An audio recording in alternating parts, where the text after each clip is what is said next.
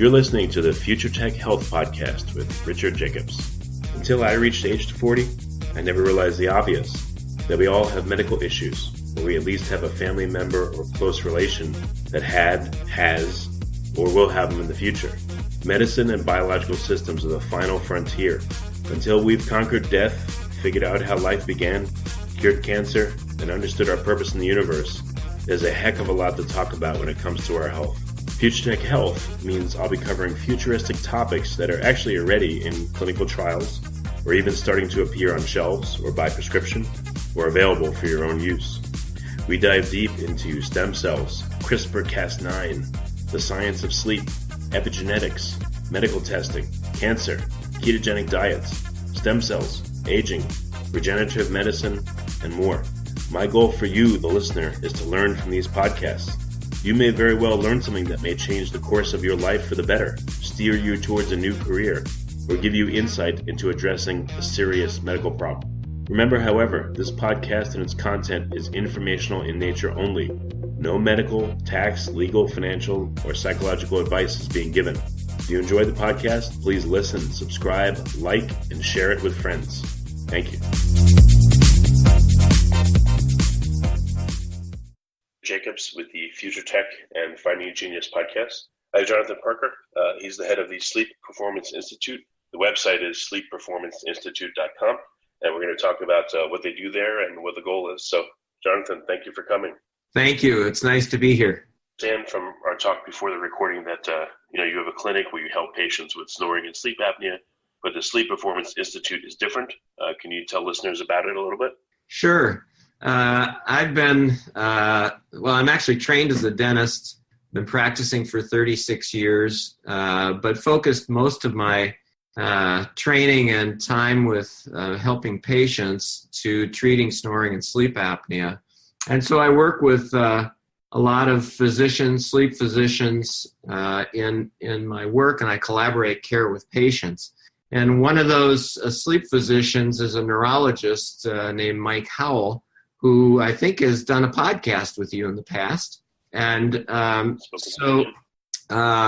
Mike connected with me, Dr. Howell connected with me about 7 years ago because we were both interested in sleep health and performance. And we started to work together in helping people in a bigger way.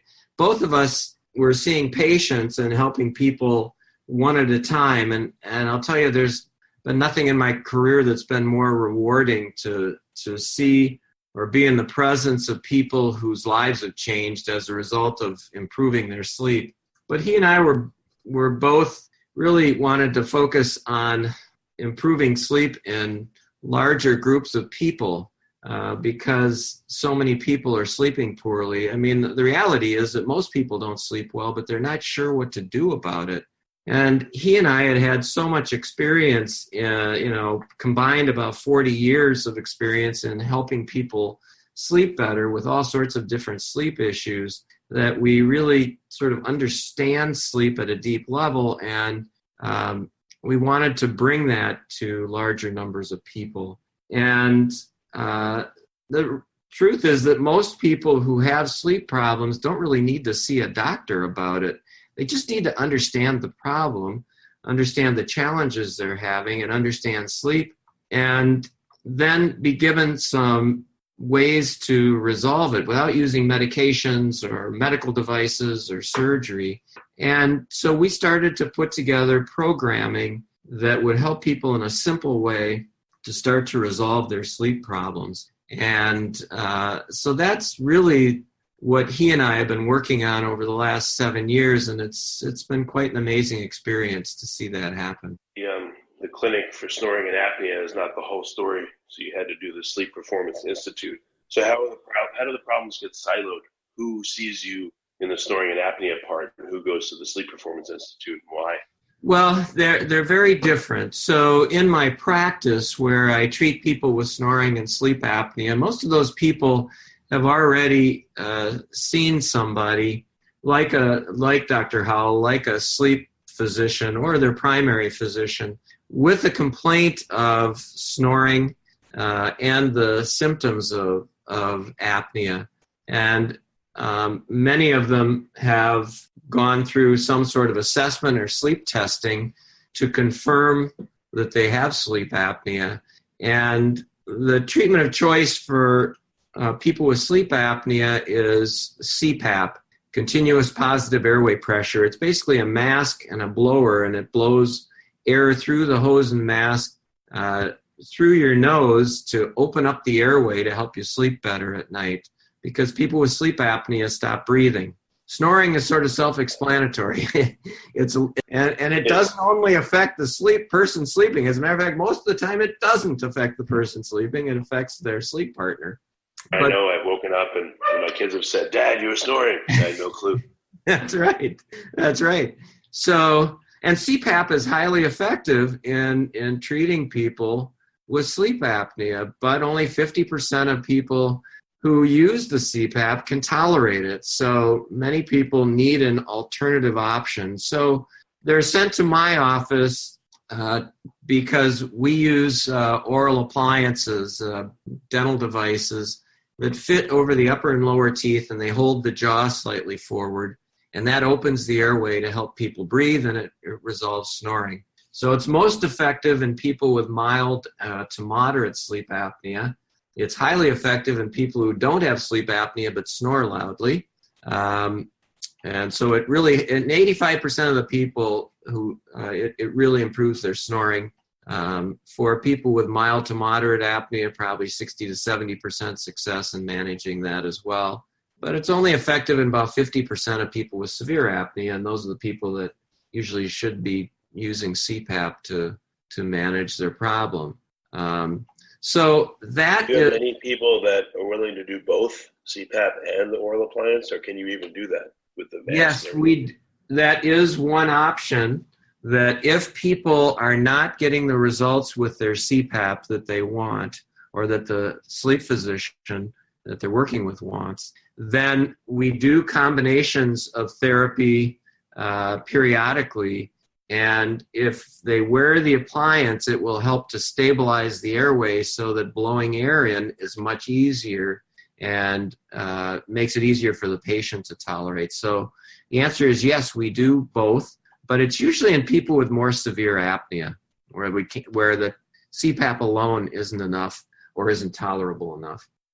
So at the Sleep Performance Institute, though, are you still working on the same problems just with different people, or are the problems different? The remedies different? The problem is different. So the Sleep Performance Institute is a completely separate company or business. And what we know is that, like I mentioned, most people don't sleep well, and they're not sure what to do about it. And by not sleeping well, what I mean is they struggle falling asleep or staying asleep. And when people will complain of difficulty falling asleep or staying asleep, and you ask them, well, what is it that is causing this? They'll say, well, I can't shut my mind down. I lie down in bed and my mind starts racing, and then my task list, I've got to do this, this, and this tomorrow. And they can't drift off to sleep. Or they wake up during the night and the same thing starts to happen. Or they can't get comfortable during sleep, so they're restless.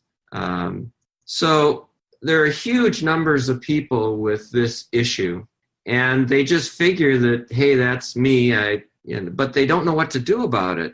So Dr. Howell and I, based on our experience, have created programs to help people understand what it is that's triggering these issues, and then give them a step-by-step process that is fun and interesting and engaging to help them resolve it. So what the question here, or quick observation, is that I've spoken to a lot of people about sleep, and I've heard a lot of them say, you probably have too, oh yeah, I sleep pretty well, but yet they're having, symptom this, that, or the other. exactly? And it's funny, it's simply because you're literally not aware, you're unconscious. So you don't know what's going on, whether you're snoring or this, that, or the other. And even if you have arousals, you may not wake up all the way. So it makes it hard to figure out what happened when you slept, because you're not aware. You haven't thought about it. Exactly. Like a dream, at 15 minutes after you wake up, it's like a dream. You just kind of forget about it. Right. So there are three key elements there. Number one is, in order to feel refreshed and really live your life to its fullest, we need to sleep well. And sleeping well means that our quality of sleep is good, that our length of sleep is good, and that the timing of our sleep is consistent with each of us. And so quality, length, and timing of sleep are absolutely essential for getting good, healthy sleep. And for many people, they're not getting enough sleep. They're not getting it at the right time according to their natural body clock. And like you said, their sleep is disrupted for some reason during the night, but they're unaware of it. And so, the technology that's out there, you can buy a Fitbit or a Jawbone or an Apple Watch, whatever technology you want, and it will give you information about how much you're moving around at night, or maybe your quality of sleep, which you weren't aware of. But the question is, why aren't you feeling well? Why aren't you sleeping well?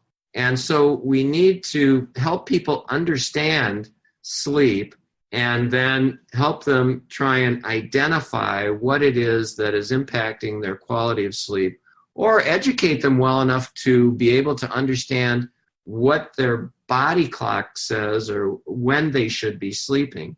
I mean, you've probably experienced that as it relates to timing of sleep. We say, you need 8 hours of sleep, and normally you go to bed at 10:30 and you wake up at 6:30 and you feel pretty good. But the nights you go to bed at 1, you've been out with friends, you get to bed at 1 in the morning and you wake up at 9 or 9:30, you don't feel as rested. That's because the timing of your sleep is not consistent with your circadian rhythm or your body clock. And so you're not going to feel rested if you don't sleep within the timing, your own natural timing. So those are little things. Question here, circadian question.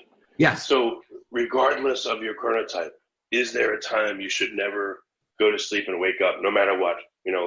Whatever my chronotype, is it no good for anyone to go to bed at 6 in the morning and sleep till 2 p.m. and then get up and stay up again till 6 in the morning? For instance, I've been going to bed at 3 or 4 in the morning for 20 years, and I get up at 11 or noon. So even if I have a really late chronotype, is that just too late and I shouldn't be doing that no matter what? Is there, again, certain times that are not healthy for anybody? No, I would say that it really, what we will do, the answer to your question is no. There are people that have certain chronotypes, like you mentioned, that are at the end of the bell curve. They're different than most people. But the truth is that it's probably a very small percentage. But if we said to you, all right, let's determine what your chronotype is. Let's determine what your circadian rhythm is. What I would ask you is, look, if we sent you to Hawaii for a month and we said to you, you have no responsibilities, there's no work responsibilities, there's no family responsibilities, go to bed when you're sleepy, wake up when you're done. If I offered you $1,000, you couldn't sleep any longer, and eat when you're hungry, and so on, what time would you go to sleep and what time would you wake up? So would you say it's, like you said, 3 to 4 in the morning and wake up, 11 or 12? Well, I'll give you an example, and I don't mean to turn this personal, but maybe it's interesting to you and listeners. Yeah. When I go on vacation with my family, I get up at 8, 9 o'clock, and it's okay because I realized I'm thinking time doesn't matter. We have to get up and do stuff and all that. And when I get tired, it's okay for me to go to bed at 11 or 11 p.m. or midnight. I can tell if I get up at 6, it's just too early for me no matter what I do. Yep. So I can tell probably my sweet spot of the earliest would be to go to bed at midnight and get up at 8 or something, or 1 and get up at 9. So I can feel it by having done that experiment. And I also feel as I'm getting older that the 3 and the 4 is too late. I don't sleep as well, so I've been trying to pull it back. So just by feel, I've kind of figured that out. And that's exactly what I'm talking about. So based on what you're telling me, what I'm saying is, what time at night would you be sleepy? And you're saying somewhere between 12 and 1. Is that accurate? the day is done properly and I'm not drinking caffeine late and I'm not messing myself up, then that's probably the natural time that I would get tired. That's what we want to know. And so if you went to bed at, let's say, 12 or 1, like you said, naturally you'd probably feel comfortable waking up between 8 and 9, something like that. But like you said, at 6, it's not okay, because that's not within your rhythm, and you're going to be dragging that day, and you probably won't be as sharp.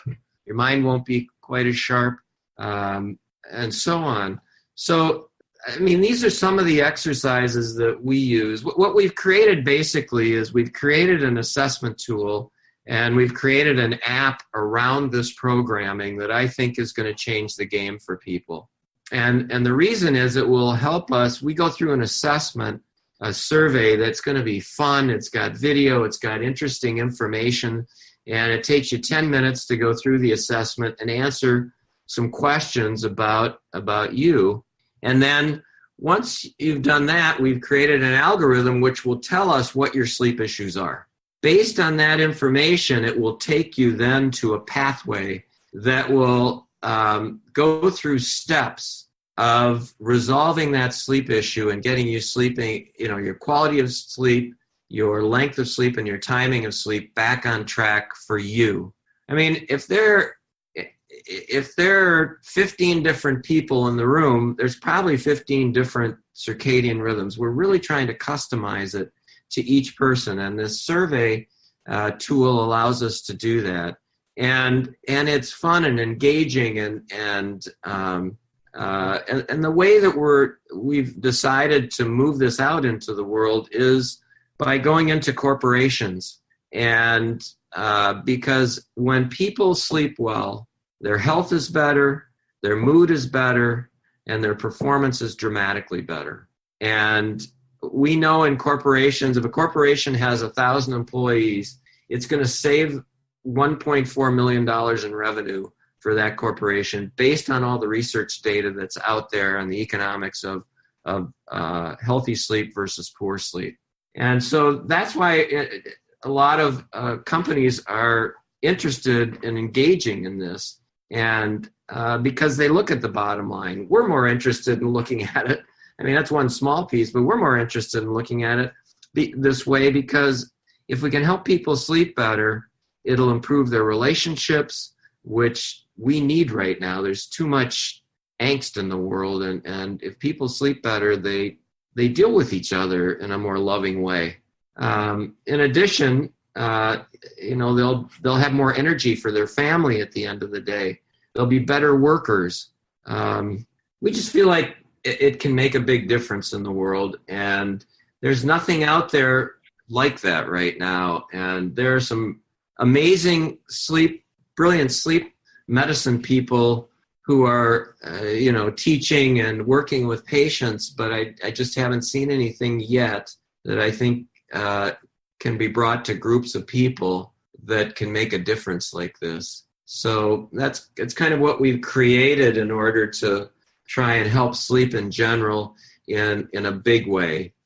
We also are going to sports teams. We've met with a couple of professional sports teams who are interested in it because it dramatically changes performance, speed, split-second decision-making, reaction time, strength, endurance. I mean, the research data, and all this is evidence-based. It's all based on research data. It clearly supports the impact of sleep on athletic performance and performance in general in the workplace, reducing accidents, reducing healthcare costs, just improving people's health in general. When I sleep well, all my relationships are better. I'm more calm. I don't snap at people and everything. And when I don't sleep well, the day is just a struggle to get through. And, again, I tend to be short with people, and, even little interactions at the coffee shop or whatever. So, Sleep is, it makes a huge difference. And I know everyone listening has a memory of a time where they woke up and they felt amazing and they were ready to go. And unfortunately, people have memories a lot, probably recently, of times they woke up dragging and having to have coffee and just feeling all day. So sleep is super important for sure. Yeah. So at the Institute, who you said you're reaching out to sports teams and businesses. Yeah. who are the people that have successfully gone through the program, and what does that look like? Any case studies, without names? Yeah. So recently we worked with a firm that does work with emerging companies, and just they wanted to engage us because they wanted better performance out of their workers, and they could tell that the employees, because of the long hours, were struggling at times, and the quality of the work they wanted to see improved. And it's a fast-paced business. So we went in and did programming for them. They went through the survey, and then we guided them. This was a smaller company. I think they had 20 employees. And they noticed a difference within a week. And the co-founders of the company both engaged in it, and they both were involved in, are you familiar with CrossFit, which is, training and fitness exercise Yes. program? So they were both involved in training and competing. And one of the co-founders kind of looked at me and said, hey, he said, I have not lifted this many times as far as weights ever. And he what he did is he changed his whole schedule so that instead of staying up later at night and trying to finish projects, he was going to bed at 8:30 or 9 and getting up at 5 or 4:30 to work before anybody else was up. And then he would, instead of training first thing in the morning at 5:30 or 6, he was now training at noon. And he said it's completely changed the game for him. His work is better. He's got a better mood. He said his competition has dramatically changed in his ability, just his endurance, strength, and speed. So, I mean, that's one example of how it can affect people personally, and his families noticed a difference, and also in his sports performance. Well, how do you get people to figure that stuff out, or do they have to do it themselves? You mean without a program or the app? Yeah, specifically, what does the journey look like for someone using the app and using your program? How does, what's an example of, you gave an example of how someone helped themselves, but literally, yes, what were the steps in which someone like that helps themselves? So here's,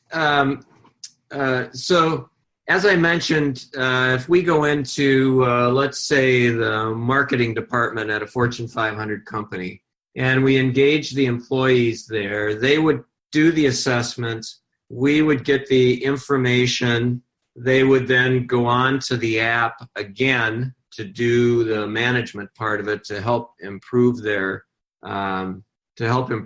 sleep. So, it depends on what their issue is. So let's say, for example, that they have delayed circadian rhythm. In other words, this is a person that is this what you want? You want me to give you an example of how they would go through this? When someone listening could be interested, and they could see literally some of the steps, because they don't know how it works. Yeah. So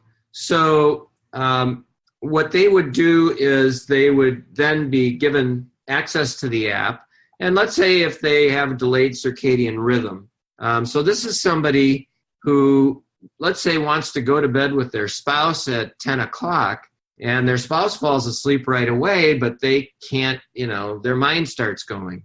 And we've determined, based on the assessment, that they have circadian delay. So in other words, they could fall asleep easily at midnight, but they can't fall asleep at 10, but that's when they want to go to bed with their spouse. So what we would do is help them identify that this is the reason that their minds won't shut down, that actually their body can go to sleep. It's just you're going to sleep at the wrong time. So we would help them identify that, and we give them some steps to shifting that. For example, we may have them, since we want to shift their sleep timing, we would have them go through a number of steps that would be educational, it'd be fun. They'd learn about a lot of the things I just mentioned, but many more things about sleep and how it fits with their own sleep. And then we might say to them as a step to try and resolve this, we want you to, after you get up in the morning, we want you to get into sunlight right away. Now, if you live in the northern climates in the wintertime, you're not going to get sunlight. So we may tell you, if you can't get sunlight for at least 30 to 60 minutes, go take a walk for 30 to 60 minutes. If that's not an option for you, then buy a 10,000 lux light box. And we could give them an idea of where to get that, probably on Amazon, and use it for 30 to 60 minutes in the morning. What that does is it starts to set your circadian timing, your circadian rhythm. Then we'll see how that goes for a week or so. And if there's still, might be a little better, but not completely, then we would start to introduce melatonin. We may have them check their vitamin D levels. We may, there's a number of things that may be part of their process to make sure that everything is set up in their system to be successful at falling asleep and staying asleep and doing it at the right time. And we'd guide them about exactly when to take their melatonin. We'd ask them if they want us to send them a cue through the app as to, remind them to take it. And so we would set up a plan using light and melatonin. Now we're going to start to shift their sleep timing so that they actually feel sleepier, maybe at 10 or 10:30.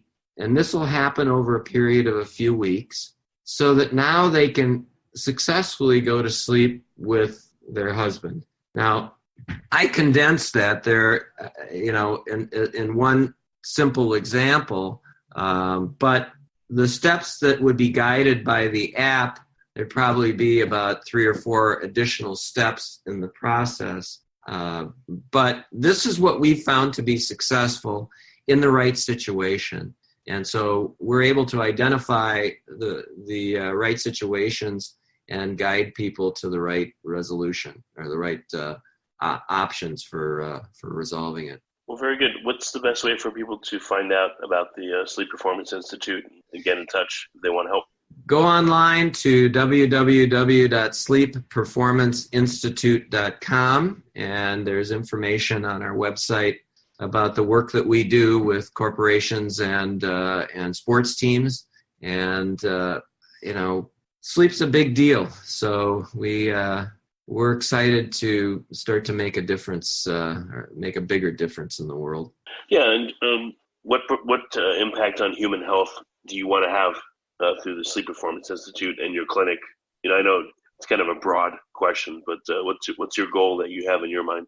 Well, as I mentioned before, poor sleep leads to increased risk of heart disease, cancer, diabetes, dementia. The list goes on. Anxiety, depression issues are all greatly influenced by poor sleep.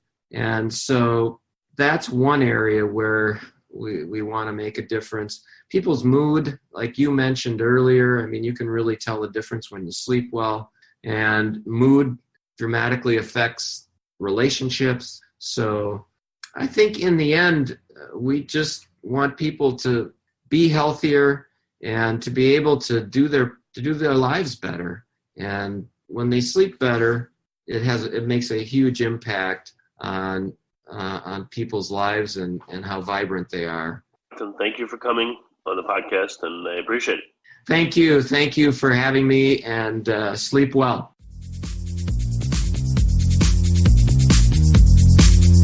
You're listening to the Future Tech Health Podcast with Richard Jacobs. Until I reached age 40, I never realized the obvious, that we all have medical issues, or we at least have a family member or close relation that has, or will have them in the future. Medicine and biological systems are the final frontier. Until we've conquered death, figured out how life began, cured cancer, and understood our purpose in the universe, there's a heck of a lot to talk about when it comes to our health. Future Tech Health means I'll be covering futuristic topics that are actually already in clinical trials, or even starting to appear on shelves or by prescription, or available for your own use. We dive deep into stem cells, CRISPR-Cas9, the science of sleep, epigenetics, medical testing, cancer, ketogenic diets, stem cells, aging, regenerative medicine, and more. My goal for you, the listener, is to learn from these podcasts. You may very well learn something that may change the course of your life for the better, steer you towards a new career, or give you insight into addressing a serious medical problem.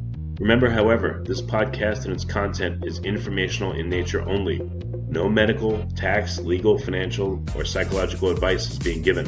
If you enjoyed the podcast, please listen, subscribe, like, and share it with friends. Thank you.